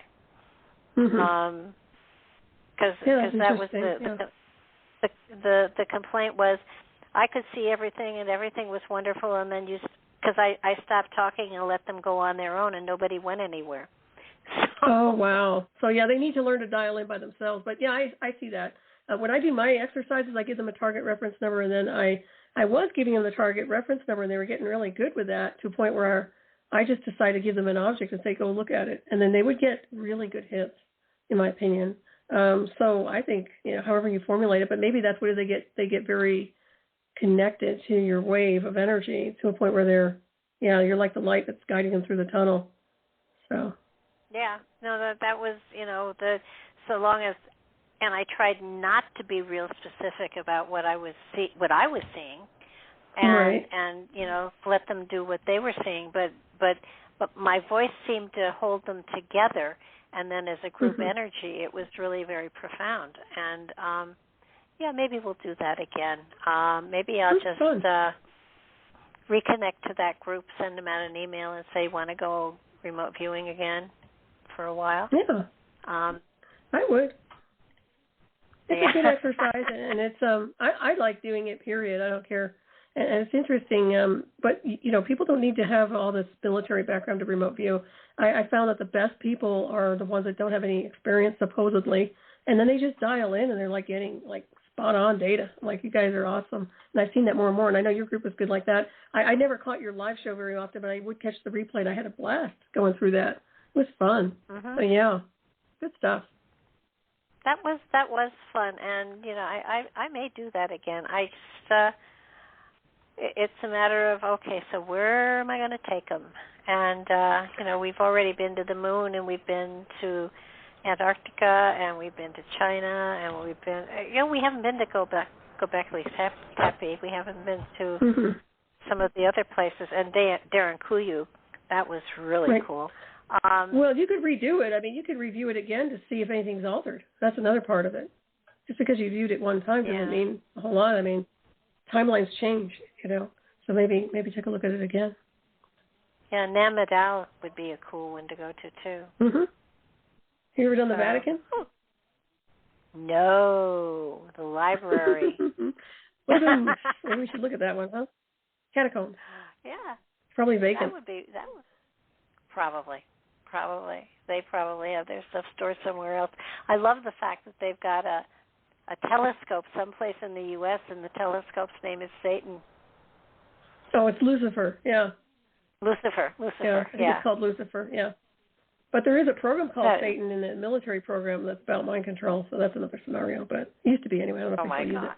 But yeah, that's all kinds of stuff. But yeah. Yeah, no, yeah, they have the new one, the Webb telescope. Oh, go ahead. Yeah. No, well, it's the remote viewing is still right there on the website, along with remote viewing, and there was one other thing we did too. So, be fun. Well, actually, now that they have all of the new stuff, like the stuff in England with the buried stuff and King Tut's tomb, going beyond the walls to see what's there. Yeah, and the Great Pyramid. There's a chamber there. Let's take a look. We don't need no camera. Yeah. No, you don't need the camera. The camera, the spirit, and the consciousness. Yeah, people stop delegating. Take your power back. It's my 2 cents on that. But. Well, maybe we'll reopen that up and do some meditations and stuff like that. So, it'd be worth a try. We're kind of almost out of time. You want to tell people how to get a hold of you and where you are? Oh, certainly. Well, thank you so much, Barbara. This is, once again, another awesome show with you. So thank you for joining me tonight on Neon Twilight. We're here on your wonderful station here, Nightlight. And you can reach me over at nightshadowandonlydetectives.com or .net. I'm also on my show, Hyperspace, KCOR, 12 midnight Eastern Time, 9 p.m. Pacific on Fridays. And, of course, Saturday, I have Raven Starts Witching Hour on Saturday night, 12 midnight Eastern Time, 9 p.m. Pacific on freedomslips.com, Studio A. And I have this wonderful show we do together, which is a blast, every month. And we did it. We connected this time. So. Now, on your 2 shows, on the KCOR and the Freedom Slips, do you have people you interview or talk with? I have interviews. Yeah, I usually just do interviews. So this is fun. That's why I like talking and discussing and just going into other avenues. This is a lot of fun. Well, we'll have to, you've made me think here, so maybe I have to do some other stuff too. I think so. Yeah, absolutely. Well, it's been wonderful we will look. To connect with you tonight. It is fun, and we will check in with you at the end of the month. Yes. Yeah, this is the beginning of the I'll month. Be here. So at the end I'll be here with bells on. Okay, I will listen for your twinkle, and we'll have to figure out a new word for crone too. That's right. Something goddess related. There you go. Absolutely. Mm-hmm. Okay, well, I thank you, and I will talk to you again soon, and we will do some figuring out of other things to play with. Awesome. Thank you. Okay, good night now. Hey. Okay, thank you, everybody. Do tune in to tomorrow, 6 p.m. Cool show there. And then Mark has one on Tuesday, too. So look forward to seeing you then. And until then, have a wonderful evening and new day tomorrow. Bye-bye now.